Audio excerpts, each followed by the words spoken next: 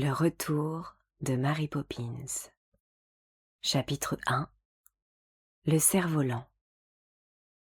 C'était une de ces matinées où le monde entier luit et brille comme si quelqu'un s'était amusé à l'astiquer pendant la nuit. Allée des cerisiers, les maisons battaient des cils en ouvrant leurs volets, et les cerisiers eux-mêmes plaquaient des ombres minces et obliques sur la chaussée inondée de soleil. Mais on n'entendait aucun bruit, sauf le tintement de la clochette du marchand de glace qui passait et repassait sur son triporteur orné d'une belle inscription.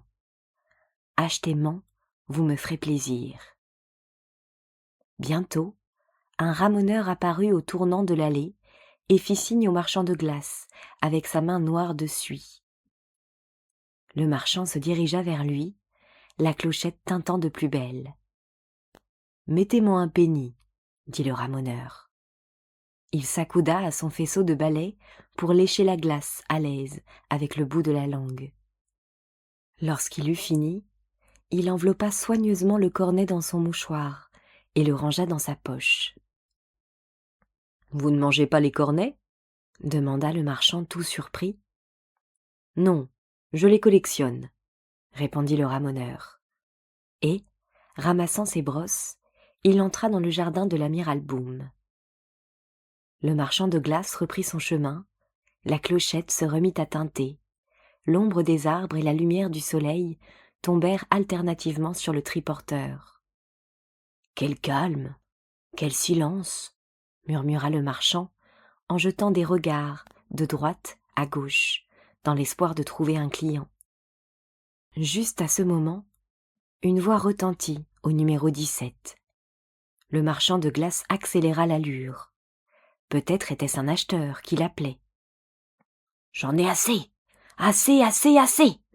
rugissait M. Banks en arpentant le hall à grands pas. « Que se passe-t-il » demanda Madame Banks, accourant de la salle à manger. « Avec quoi joues-tu au football » M. Banks donna un coup de pied vigoureux à une paire de chaussures qui, en ordre dispersé, remontèrent précipitamment l'escalier. « Avec mes souliers !» répondit le maître de maison entre ses dents. « Avec mes plus beaux souliers !» Il remonta l'escalier à son tour, et les souliers de voltiger à travers le hall et de retomber aux pieds de Madame Banks. « Que leur est-il arrivé » questionna-t-elle timidement. En réalité, elle se demandait ce qui était arrivé à son mari. « Regarde-les donc » tonitruait M. Banks. Toute tremblante, Madame Banks se pencha et ramassa un soulier après l'autre. Le cuir noir était enduit d'une pâte blanche qui fleurait la lavande. « On dirait de la crème à raser » murmura Madame Banks. « Parce que c'en est » rétorqua M. Banks. « Robertson a ciré mes chaussures avec ma crème à raser, qu'il a prise pour du cirage incolore. Je ne sais pas ce qui se passe dans cette maison. Rien de bon, en tout cas. Et cela depuis des siècles. La bière est chaude, le café froid, et on cire les chaussures avec de la crème à raser. » Il arracha ses souliers à Madame Banks et les enfila à la hâte. « Je m'en vais » déclara-t-il. « Et tu ne me reverras pas de longtemps. Je vais peut-être aller faire une croisière pour me changer les idées. » Il claqua la porte et sortit si vite qu'il renversa le marchand de glace, arrêté à la grille du jardin pour mieux suivre la conversation. « C'est votre faute !» rugit M. Banks. « Vous n'aviez pas à être là !» Et il partit pour Londres, ses souliers marbrés de blanc, luisant au soleil.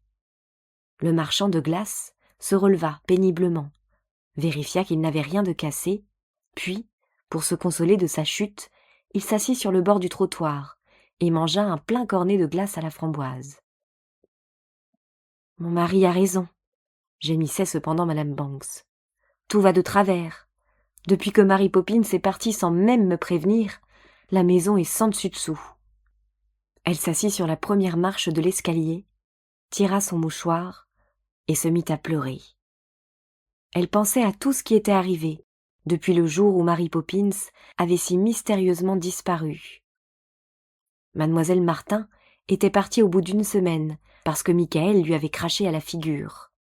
Mademoiselle Bartin était allée se promener un jour et n'avait plus reparu. Les petites cuillères en argent non plus. Mademoiselle Vartin avait été remerciée parce qu'elle s'obstinait à faire 3 heures de gamme par jour avant le petit déjeuner et que M. Banks n'aimait pas cette musique.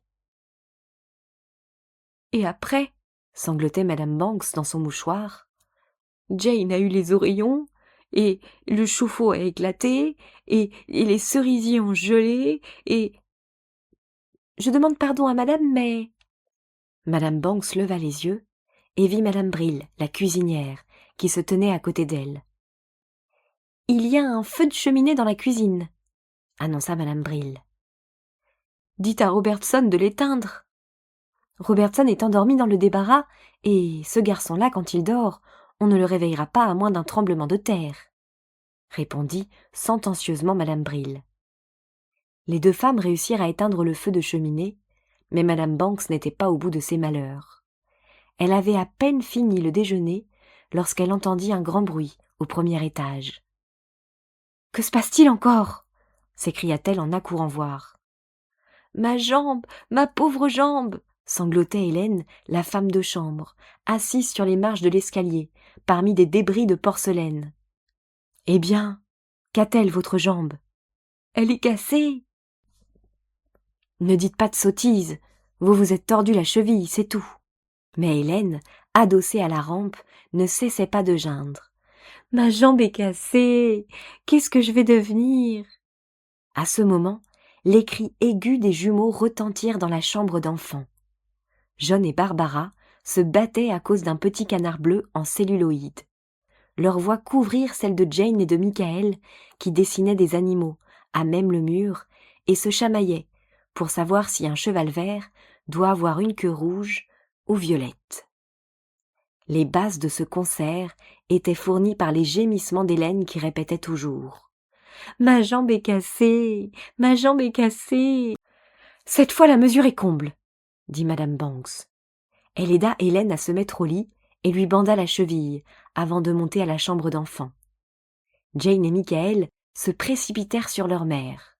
« Rouge, rouge, n'est-ce pas, maman, qu'elle doit être rouge ?» cria Michael. « Maman, dis-lui qu'il est idiot. Où a-t-il vu un cheval avec la queue rouge ?» piaillait Jane.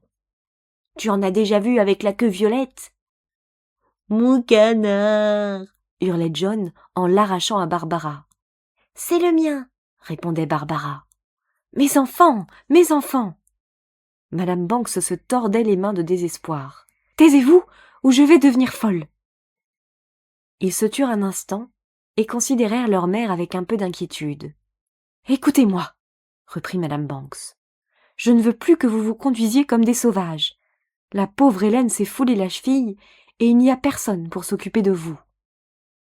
Vous irez jouer dans le parc jusqu'à l'heure du goûter. Jane et Michael, vous vous occuperez des petits. John, donne le canard à Barbara. Elle te le rendra quand vous irez vous coucher. Michael, tu peux prendre ton cerf-volant neuf. Allons, dépêchez-vous. »« Mais je veux finir mon cheval, » protesta Michael. « Pourquoi devons-nous aller au parc ? Ce n'est pas drôle au parc, » renchérit Jane. « Parce que, » répondit Madame Banks, « j'ai besoin d'un peu de tranquillité.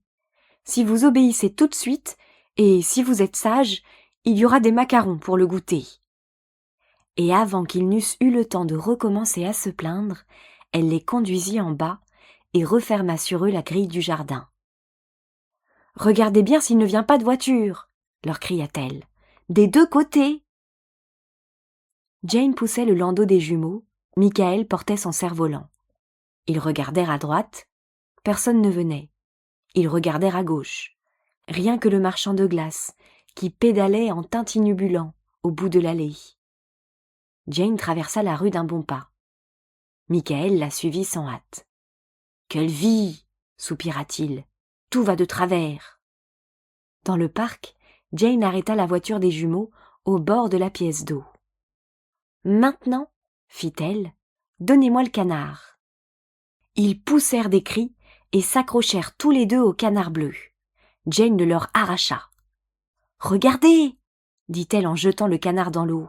« Regardez comme il nage bien, il part pour les Indes. » Le canard continuait sur sa lancée. Les jumeaux le suivaient des yeux en sanglotant. Jane fit le tour de la pièce d'eau, rattrapa le canard et le lança de nouveau.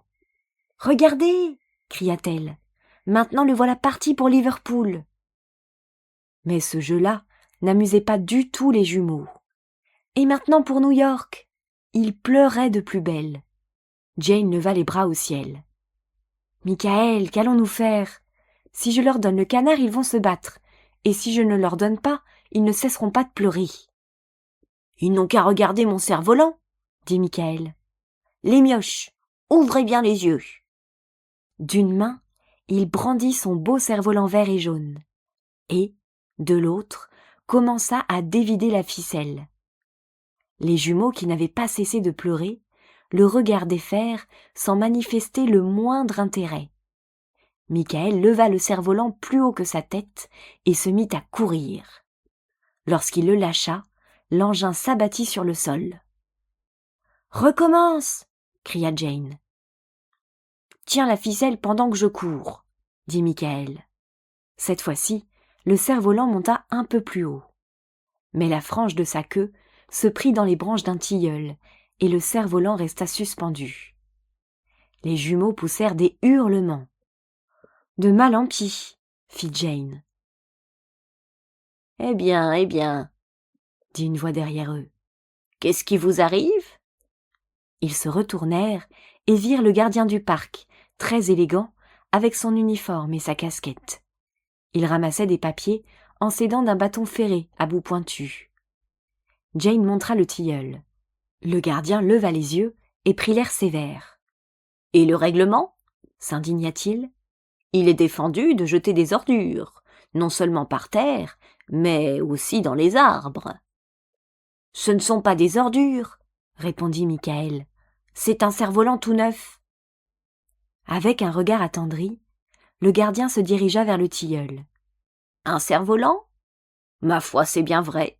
Et je n'ai pas joué avec un cerf-volant depuis le temps où j'étais tout petit. » Il grimpa dans l'arbre et redescendit en portant délicatement le cerf-volant dans ses bras. « Maintenant, nous allons le lancer comme il faut, et vous allez voir s'il vole. » Il tendit la main pour prendre le moulinet, mais Michael ne lâcha pas prise. « Merci bien, je préfère lancer mon cerf-volant moi-même. »« Vous allez tout de même bien me laisser vous aider, » dit le gardien humblement, « vu que c'est moi qui voulais décrocher de l'arbre et que je n'ai pas joué avec un cerf-volant depuis longtemps. »« D'accord, » répondit Michael, qui ne voulait pas paraître mesquin. « Merci, » s'écria le gardien reconnaissant.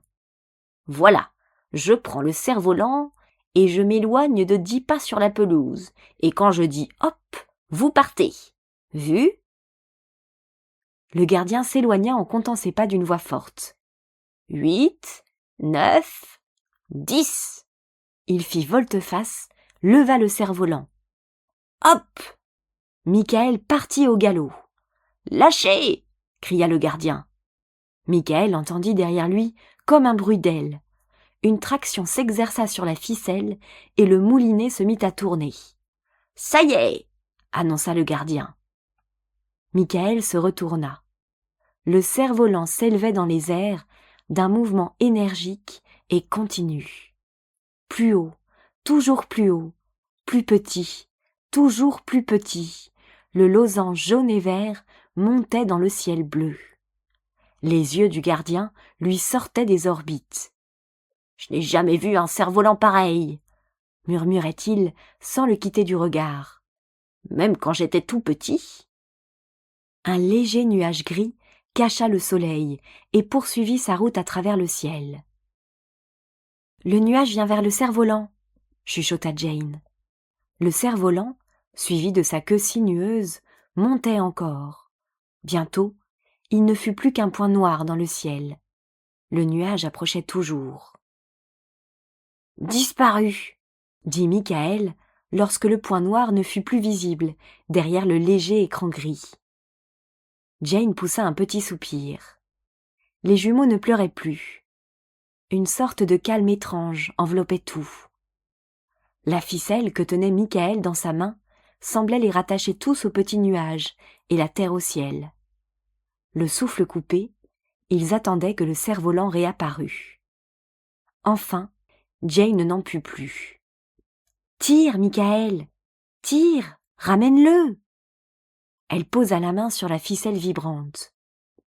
Michael se mit à tourner le moulinet de toutes ses forces. La ficelle refusait de s'enrouler. « Ça ne vient pas !» dit Michael. « Je vais t'aider !» offrit Jane. « 1, 2, 3 !» Ils avaient beau tirer, la ficelle ne venait pas, et le cerf-volant restait caché derrière son nuage. « Laissez-moi faire !» déclara le gardien d'un ton important. « Je vais vous montrer comment nous nous y prenions quand j'étais petit. » Il mit la main sur la ficelle, un peu plus haut que les doigts de Jane, et donna une secousse. La ficelle sembla céder légèrement. « Maintenant, tous ensemble, allons-y !» commanda le gardien. Il jeta sa casquette à terre. Écartant largement les jambes, Jane et Michael tirèrent du plus fort qu'ils purent.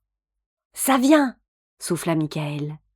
Tout à coup, la ficelle se détendit, et, à l'autre bout, on vit quelque chose descendre du nuage en tourbillonnant. « Oh, hiss !» cria le gardien. Mais le moulinet, maintenant, tournait de lui-même, et le cerf-volant descendait, dansant et virevoltant au bout de sa ficelle. Jane poussa un petit cri. « Ce n'est pas notre cerf-volant, c'en est un autre !» Elle avait raison. Ce n'était plus un cerf-volant jaune et vert qui descendait, mais un bleu marine. Par plongée et par à-coups, il venait toujours. Soudain, Michael s'écria. « Jane, Jane, ce n'est pas un cerf-volant. On dirait... Enroule, Michael, enroule !» haletait Jane. « Dépêche-toi !» Maintenant, au-dessus des arbres, la silhouette qui se dessinait au bout de la ficelle était clairement visible. Il n'y avait plus trace du cerf-volant vert et jaune. À sa place se balançait un personnage à la fois étrange et familier, vêtu d'un manteau bleu à boutons d'argent et coiffé d'un chapeau de paille orné de pâquerettes, avec un parapluie sous le bras, la poignée était en forme de tête de perroquet, un sac de peau de porc dans une main et la ficelle du cerf-volant solidement enroulée autour de l'autre. Jane poussa un cri de triomphe. « C'est elle !»« Je le savais !» dit Michael, les mains tremblantes sur le moulinet. « Eh ben !» dit le gardien qui n'en croyait pas ses yeux. « Eh ben !» L'étrange personne continuait à descendre, la pointe des pieds à la hauteur de la cime des arbres. On distinguait maintenant parfaitement son visage, les cheveux noirs et luisants, les petits yeux bleus de porcelaine, le nez en pied de marmite. Lorsque toute la ficelle fut enroulée, la nouvelle venue atterrit paisiblement sur le gazon, entre les tilleuls. Michael laissa tomber le moulinet et se mit à courir avec Jane sur ses talons. « Mary Poppins, Mary Poppins !» s'exclamait-il en se jetant sur elle. Cependant, les jumeaux chantaient de joie, comme deux petits coqs au lever du soleil. Le gardien ouvrait et fermait la bouche alternativement, comme s'il avait eu envie de dire quelque chose, mais qu'il ne put pas trouver ses mots. « Enfin, enfin, enfin !» hurlait Michael, saisissant le bras de Mary Poppins, le sac de Mary Poppins, le parapluie de Mary Poppins, tout ce qu'il pouvait atteindre, pour bien se persuader que c'était vraiment elle. « Nous savions que vous reviendriez !» sanglotait Jane, entourant de ses bras le long manteau bleu qui battait les chevilles de Mary Poppins. « Nous avons trouvé la lettre qui disait au revoir. » Un sourire de satisfaction glissa sur le visage de Mary Poppins, en commençant par la bouche, au coin relevé, en passant par le nez retroussé, en s'arrêtant dans les yeux bleus, de porcelaine. Mais pas pour longtemps. « Je vous serais reconnaissante de vous rappeler que vous êtes au parc, et non sur un ring de catch, » fit Mary Poppins en se dégageant. « En voilà des manières. On se croirait au Palais des Sports. D'abord, où sont vos gants ?» Les enfants reculèrent d'un pas et cherchèrent dans leurs poches. « Eh bien, remettez-les !» Tremblant de ravissement, Jane et Michael remirent les gants et le chapeau détesté. Mary Poppins se dirigea vers le landau. Les jumeaux roucoulaient doucement. Elle resserra les bretelles, redressa le tablier. Puis, avec un regard circulaire, « Qui a mis ce canard à l'eau ?» demanda-t-elle de cette voix arrogante et sévère qu'il connaissait si bien. « C'est moi, » répondit Jane. « C'était pour les jumeaux. Ils devaient aller à New York. »« Eh bien, repêchez-le. Il n'ira ni à New York, ni à Copenhague, mais à la maison pour le goûter. » Et, accrochant son sac de cuir à la poignée du landau, elle prit la direction de la grille. Retrouvant sa voix, le gardien se mit en travers de l'allée. « Et dites donc, » fit-il, « vous là-bas, je vais faire mon rapport. En voilà des façons, descendre du ciel comme ça. Ce n'est pas autorisé par le règlement. » Mary Poppins le toisa d'un air qui lui donna envie d'être à 100 lieues de là. « Moi » remarqua-t-elle sans élever la voix. « Si j'étais gardien du parc, je commencerais par mettre ma casquette et par boutonner ma veste. Merci. » Et, le faisant reculer d'un geste hautain de la main, elle passa devant lui en poussant le landau. Rougissant jusqu'aux oreilles, le gardien ramassa sa casquette. Lorsqu'il se fut relevé, Mary Poppins et les enfants se trouvaient déjà dans le jardin du numéro 17 de l'allée des cerisiers. Le gardien regarda le sentier, puis le ciel, puis de nouveau le sentier. Il ôta sa casquette, se gratta le crâne et la remit. « Jamais vu un truc pareil, » bégaya-t-il. « Même pas quand j'étais tout petit. » Et il s'éloigna en marmonnant, sans parvenir à reprendre ses esprits. « Mais c'est Mary Poppins !»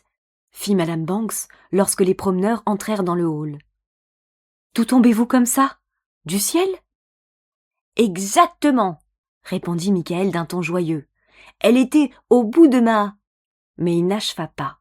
Mary Poppins lui avait lancé l'un de ses regards les plus terribles. « Je les ai trouvés dans le parc, madame, » dit-elle à Madame Banks. « Alors je les ai ramenés. »« Dois-je comprendre que vous venez avec l'intention de rester ?»« Pour l'instant, oui, madame. »«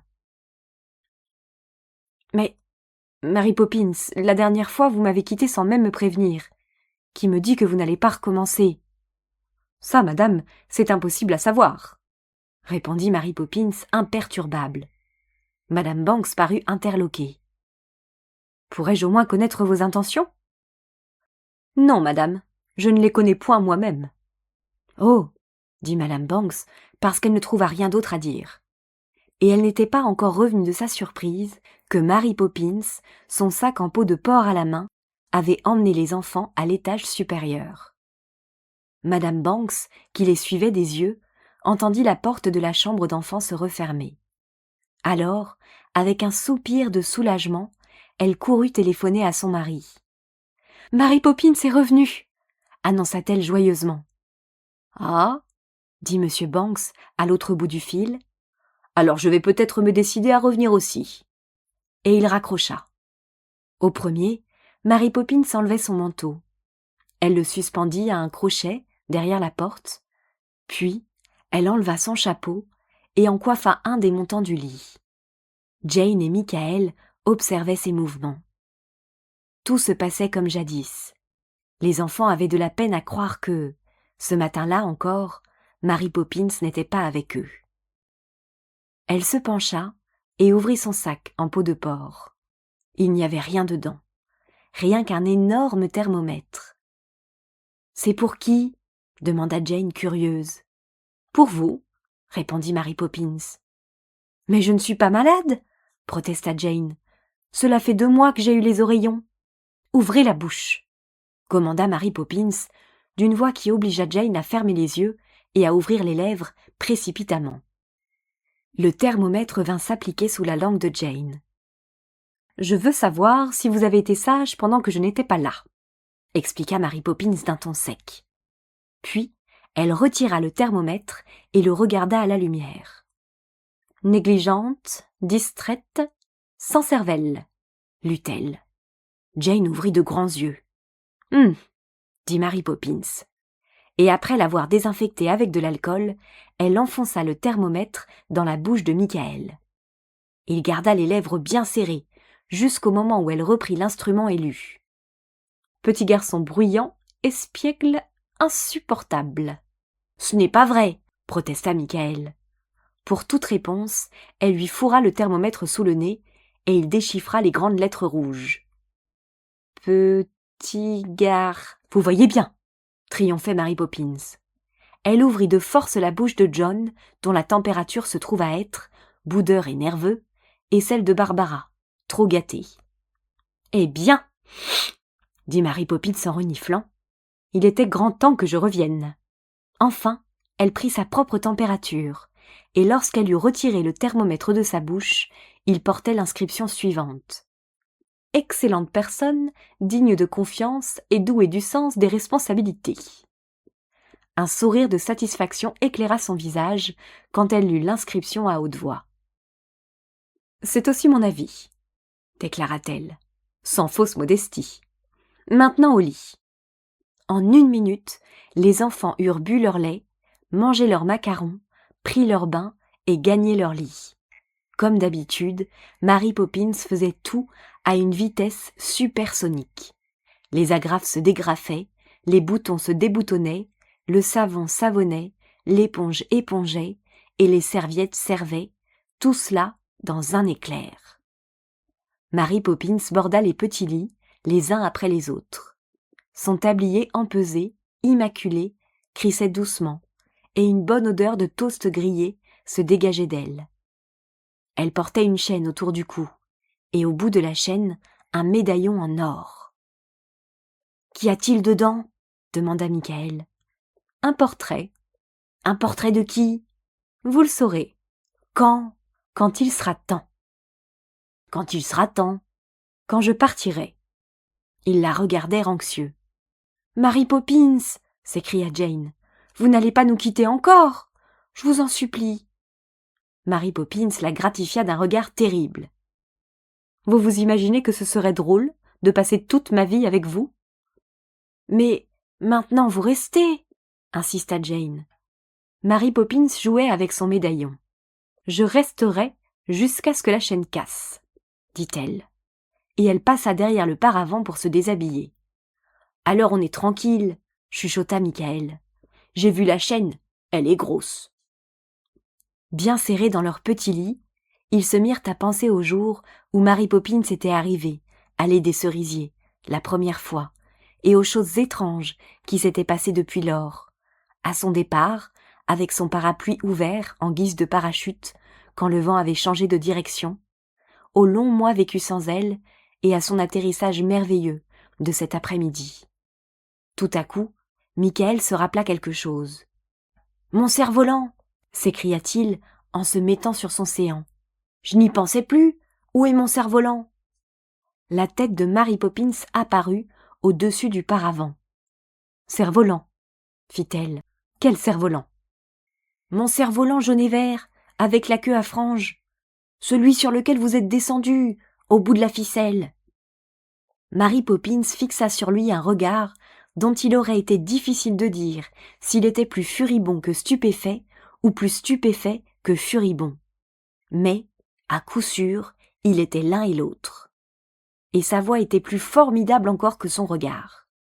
« Dois-je comprendre que vous prétendez, siffla-t-elle entre ses dents, que je suis venue de je ne sais où, au bout d'une ficelle ? » « C'est pourtant ce que vous avez fait, » balbutia Michael. « Aujourd'hui, vous étiez dans un nuage. Nous vous avons vu. » « Au bout d'une ficelle, comme un singe, comme une toupie. Moi. » Mary Poppins, dans sa fureur, semblait 2 fois plus grande que d'habitude. Elle se dressait au-dessus du petit lit, courroucée, gigantesque, attendant une réponse. Michael remonta sa couverture pour avoir moins peur. « Ne dis plus rien !» chuchota Jane. Cependant, il s'était trop avancé pour reculer. Il rétorqua en rassemblant tout son courage. « Alors où est mon cerf-volant ? Si vous n'êtes pas venu comme j'ai dit, où il est passé mon cerf-volant ? il n'est plus au bout de la ficelle. Tiens, c'est moi qui y suis, je suppose, demanda Mary Poppins avec un ricanement. Michael vit qu'il était inutile d'insister. Il n'arriverait jamais à s'expliquer. Il renonça. Non, dit-il d'une toute petite voix. Non, Mary Poppins. Elle lui tourna le dos et éteignit la lumière. Manifestement, déclara-t-elle, vous n'avez pas appris à vivre depuis que je suis partie. Au bout d'une ficelle. Et puis quoi encore? Je n'ai jamais été insultée de la sorte. Jamais.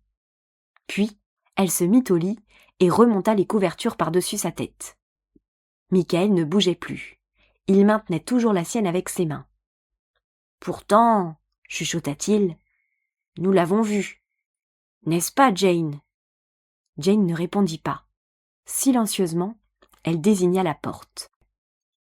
Michael releva la tête sans bruit. Sur la porte, il y avait un crochet, auquel pendait le manteau de Mary Poppins, dont les boutons d'argent reflétaient la lueur pâle de la veilleuse. Or, de la poche, on voyait dépasser une frange en papier, une frange jaune et vert, la frange du cerf-volant de Michael Banks. Longuement, les deux enfants regardèrent la frange. Puis, ils échangèrent un hochement de tête. Ils étaient bien décidés à se taire, car ils savaient qu'ils n'arriveraient jamais à percer les secrets de Mary Poppins. Elle était de retour, voilà le principal. Le bruit régulier de sa respiration leur parvenait. Ils se sentaient rassurés, heureux. « Eh bien d'accord, » souffla Michael. « Je veux bien qu'il ait une queue violette, Jane. »« Non, » répondit Jane. « Il sera plus joli avec une rouge, Michael. » Enfin, ce fut le silence, entrecoupé par 5 respirations, paisibles et satisfaites. Faisait la pipe de M. Banks. Faisaient les aiguilles à tricoter de Madame Banks. M. Banks mit ses pieds sur le dessus de la cheminée et commença à ronfler doucement. Après quelques minutes, Madame Banks dit « As-tu encore l'intention d'aller faire une croisière ?»« Je ne crois pas. Tu sais, en bateau, j'ai le mal de mer. D'ailleurs, le cireur m'a nettoyé mes souliers, et je pense que le café sera chaud, maintenant que Mary Poppins est revenue. » Madame Banks sourit et continua son tricot. Elle était heureuse que M. Banks souffrit du mal de mer, heureuse que Mary Poppins fût revenue. À la cuisine, Madame Bril bandait de nouveau la cheville d'Hélène. « Je n'ai jamais eu très bonne opinion d'elle pendant qu'elle était là, » disait la cuisinière. « Mais il faut reconnaître que, depuis cet après-midi, la maison est transformée. Calme comme une bibliothèque et propre comme un seau neuf. Je ne regrette pas de la voir revenir. »« Moi non plus, » dit Hélène. « Ni moi, » pensait Robertson au fond du placard à balai. « Maintenant, j'aurai peut-être un peu la paix. » Il s'installa confortablement sur le seau à charbon, appuya sa tête sur une brosse, pas trop dure, et s'endormit. Et Mary Poppins, que pensait-elle? Personne ne le sut jamais, car elle n'avait pas l'habitude de raconter ses impressions.